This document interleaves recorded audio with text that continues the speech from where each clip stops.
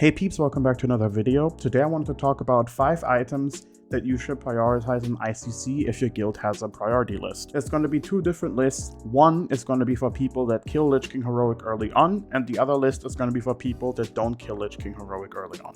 First up, let's talk about the list where you kill Lich King Heroic. The first spot is obviously going to be the Royal Scepter. That one-handed weapon is super strong and a very huge DPS boost, but also going to be fought over by basically everyone that can wear this. Putting this as your number 1 spot is basically a no-brainer. Now for our second spot, we have the Nameless Lich Trinket. This trinket has a very big cooldown that it doesn't really matter for us as much because you get a huge spell power boost, meaning your Fire Alley snapshot is going to be immensely huge. That's basically just it. It's just that. It's super good. Definitely worthy of number 2. Number 3 on the list is also a trinket. It's the Foreign Object. This one is definitely best for us, even though it's very, very weird. This trinket procs and gets stronger and stronger, and eventually it reaches the maximum capacity, and then you want to use your Fire Alley. Meaning, you kinda pray that your Nameless Lich Trinket or your Flare doesn't proc immediately, so Foreign Object stacks up a little bit. Next on the list, number 4, is Ring of the Rapid Ascent. This ring earns its spot just due to the fact that the rings that we already have are such a low item level. Depending on what you use, you have a Hit Ring and Nebula Band, or you have Conductive Seal and Nebula Band.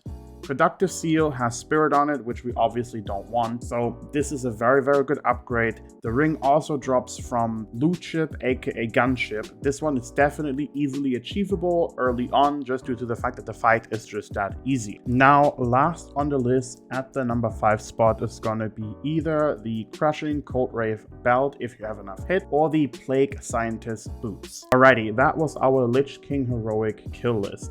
Now for the no Lich King kill list, or rather no Lich King Heroic kill list. First up on that list is going to be the Nameless Lich Trinket.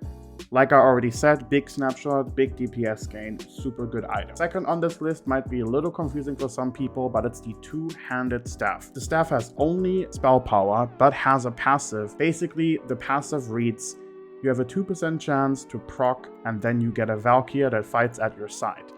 Those Valkyries are actually kinda nice, and you can proc multiple of them. So in AoE fights, it's actually kinda easy to proc these, especially with Fire Nova, because every single Fire Nova hit, as of right now, procs this. This item has a 250 millisecond cooldown, meaning overloads can also proc this, so it's really good for Fire Mage, and it's also really good for Ellie Shamans. This item is definitely worthy of the number 2 spot because in the sim at least, it sims really well because obviously the Valkyries don't die.